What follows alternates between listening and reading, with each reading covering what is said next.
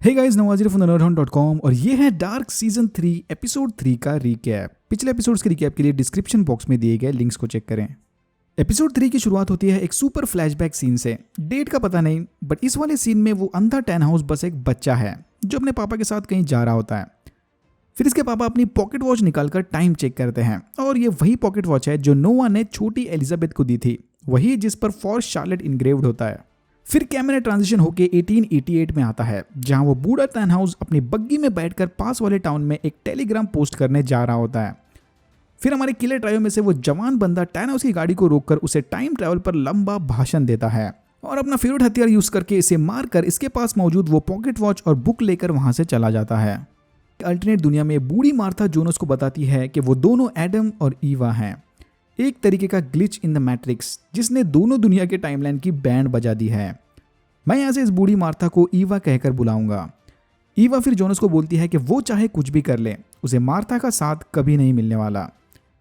Jonas और Martha की तकदीर इन दोनों दुनिया की तरह ही एक इन्फिनिट डेजा वू वाले गांठ की तरह बंधी है जो कभी चेंज नहीं होने वाली।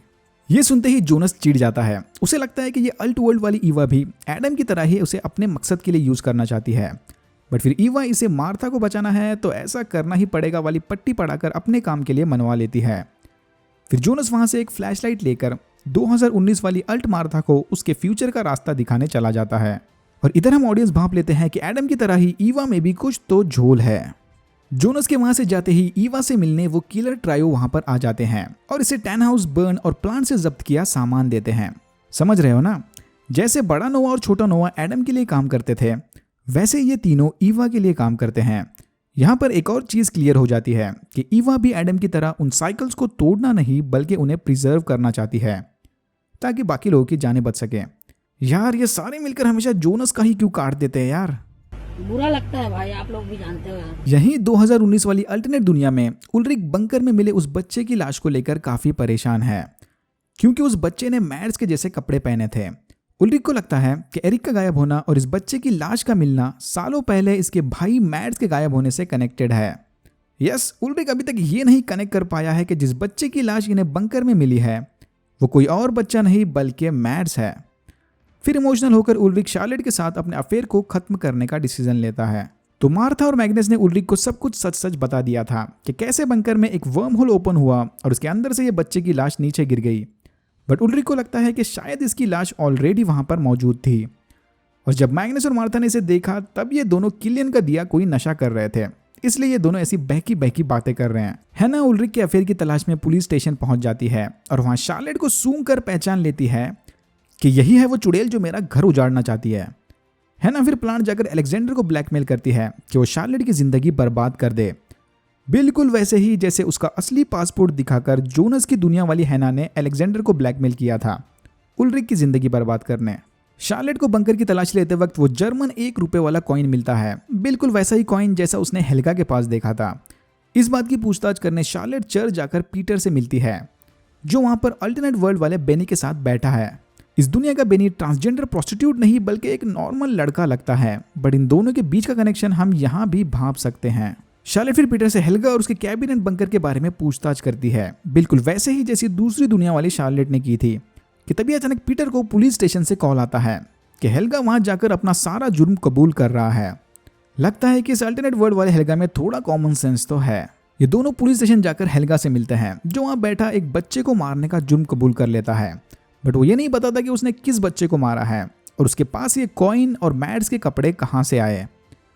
फिर वहां पर उल्रिक आकर हेल्गा का गला दबोच लेता है, सारे मिलकर किसी तरह उसे छुड़ा लेते हैं। अल्ट मार्था को भी अब धीरे धीरे लगने लगता है कि शायद वाकई में उस रात किलियन ने उसे कुछ खिलाया था। ये कंफर्म करने के लिए मार्था किलियन से जाकर मिलती है जो सरासर इस बात से इनकार कर देता है। वहां से वापस आते वक्त जंगल में उसे जोनस मिलता है और यहाँ ये कंफर्म हो जाता है कि जिस लेडी को मार्था ने उस रात जंगल में देखा था वो कोई और नहीं बल्कि मार्था का ही फ्यूचर वर्जन था। जोनस के मुंह से यह सब सुनने के बाद अल्ट मार्था को इस पर यकीन होने लगता है और वो उसके साथ चलने के लिए राजी हो जाती है। तो ये सब अल्टरनेट वर्ल्ड में हो रहा था। अब चलते हैं 1888 में वापस जोनस की दुनिया में। बारतोश गुस्से में आकर सबको स्ट्रेंजर जोनस की सच्चाई बता देता है कि यही है वो एडम जिसने हमारी मार्था को मारा है। मामला ठंडा होने के बाद स्ट्रेंजर जोनस जाकर मार्था से उसके रूम में मिलता है और उसे जाकर पूछता है कि अगर वाकई में मैंने कभी अल्टरनेट वर्ल्ड में ट्रैवल किया था तो मुझे इसके बारे में कुछ याद क्यों नहीं। मार्था इसे बताती है कि वो सब मुझे नहीं पता, बट मैं झूठ नहीं बोल रही हूँ। मार्था फिर स्ट्रेंजर जोनस का भरोसा जीतने अपनी टाइम मशीन से आखिरी रेडियो एक्टिव सब्सटेंस निकालकर स्ट्रेंजर जोनस के हवाले कर देती है। स्ट्रेंजर जोनस ये डार्क मैटर लेकर अपने वर्कशॉप जाता है और उसे स्टेबलाइज करने की नाकाम कोशिश करता है। जब स्ट्रेंजर जोनस और उसके साथी ये एक्सपेरिमेंट कर रहे थे, तभी मौका देखकर अल्ट मार्था अपनी टाइम मशीन लेकर वहां से भाग जाती है। तो इसने झूठ बोला था कि इसके पास डार्क मैटर खत्म हो गया है। मार्था अपनी टाइम मशीन के जरिए 1888 से ट्रैवल करके 2053 में जाती है, जहां प्लांट के अंदर एडम उसका इंतजार कर रहा है। स्ट्रेंजर जोनस का शक बिल्कुल सही था, इन सब के पीछे भी एडम का ही हाथ है। अल्ट मार्था ने एडम के कहने पर ही वो डार्क मैटर जाकर स्ट्रेंजर जोनस को दिया, ताकि वो उसकी मदद से आगे चलकर टाइम मशीन बना सके। भाई ये एडम कम गॉड ज्यादा लग रहा है, साला इसको तो सब कुछ पता है। सही बोल रहा हूँ, अगर इसका बस चले तो ये मनी हाइस्ट वाले प्रोफेसर को भी अपनी प्लानिंग में हरा दे। Okay, now back to alternate world. Jonas और मार्था गुफा के जरिए टाइम ट्रैवल करके फ्यूचर में जाते हैं। इस अल्ट वर्ल्ड में गुफा के अंदर वाले दरवाजे पर thus the world was created की जगह लेट देयर बी लाइट लिखा है और सिंबल भी चेंज है। जब ये दोनों गुफा के बाहर आते हैं तो देखते हैं कि वहां का जंगल अब रेगिस्तान में बदल चुका है। जोनस अल्ट मार्था को बोलता है कि मेरा काम बस तुझे यहाँ तक लाना था, आगे की जिम्मेदारी अब उसकी है। फिर वहां पर मिडिल एज्ड मार्था, जिसे हम स्ट्रेंजर मार्था भी बुला सकते हैं, आकर इन दोनों का स्वागत करती है। Welcome to the future. और यहाँ होता है एपिसोड 3 खत्म। अगर आपको वीडियो पसंद आया तो please like, share and subscribe for more videos like this. मैंने ऐसे और भी वीडियोस बनाए जिनके लिंक्स आपको डिस्क्रिप्शन बॉक्स में मिल जाएंगे। Thank you very much for watching and I am hoping to see you in my next one.